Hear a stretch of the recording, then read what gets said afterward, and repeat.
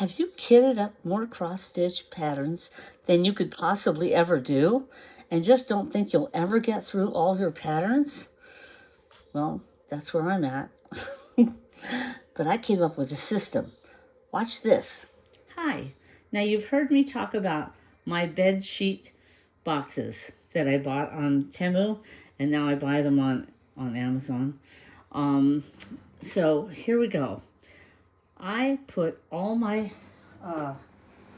projects in project bags, and these kind of project bags that I also got on Amazon, or you can use the ones you make like this. I made this beautiful project bag. It's clear. You can do that, but whatever you have your projects in, I put them in a box. So let's take a look at one of these boxes. So just open this up, and there are all my projects. So what do? I made an Excel spreadsheet, or you can write it down in a book, whatever, and I number each box, right? Each box, oops, has a number.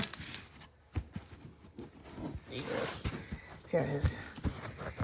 I numbered each box, and I cataloged it, so I know what's in each box. So then I can focus my stitching on maybe a box a month, and then one of those is a focus stitch, like my friend, the recovering monogamous stitcher, says. She has a great system. You focus on one for 3 days out of the week, and then the rest of the time, I think that's how she does it. Anyway, it's something like that, where you stitch on one thing for several days, and then, or maybe 3 weeks out of the month, or something like that. You focus on one project, so you get that a lot done on that. And that becomes your focus project until it's done. Each month carries over. And then once I get that box done, I move on to the next box, and so on. But at least I know what I'm stitching. Or I can stitch one from each box. I mean, that would be too confusing for me. But I'm going to stitch on one box at a time. And eventually I'll get them all done. And that will be fabulous. And I'll just see how much progress I've made over the year. Now, I've only been doing this for 1 year. Believe it or not, I've only been cross-stitching for, I think, less than a year. But I think it's been a year. So this is where I'm at, folks. I have about 20, 40, 60, 81. So about 140 kits. And that's just kits, okay? I've also got, I also have a lot of PDF patterns. So I have a lot more patterns than I do kits. So I'll be busy for the rest of my life. I'm 66 and, you know, I've got more than enough.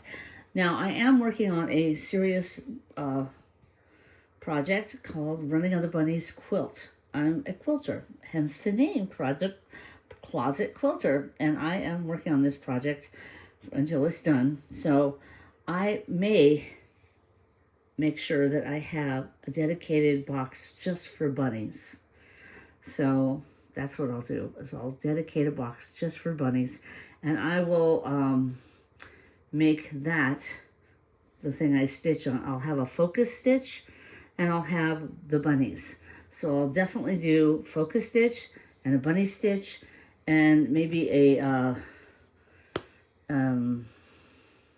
don't know, something else, like maybe a sampler. I'll always work on my sampler. Yeah, that's what I'll do. I'll work on my sampler Antoinette, which is a 14 count, humongous. It's a quilt already.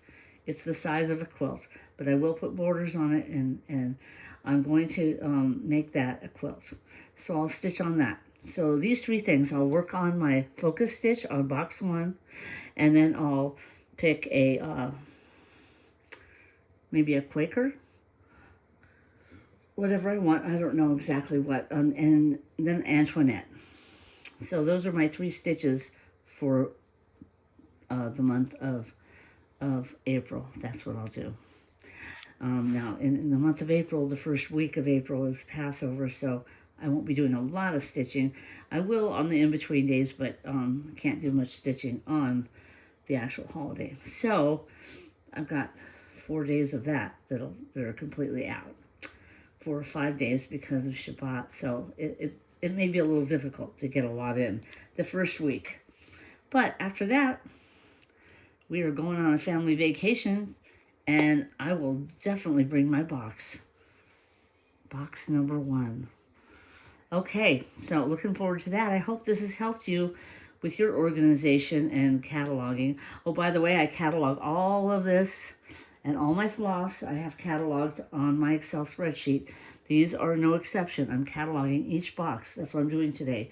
Taking each box and taking everything out and organizing, cataloging, so I can find what I need. So I hope this helps you in your organization of your cross stitch, and I hope you have a great stitching life. And please stop by and comment if this has helped you in any way, or if you have other suggestions. I love hearing from you. I'm also a quilter, so I'll be doing a lot of quilting videos coming up. I have to finish a quilt that I'm working on. I have some footage, and I will be putting that up soon for the colorful quilt. Hope you have a great quilting day, and thanks for stopping by the Closet Quilter.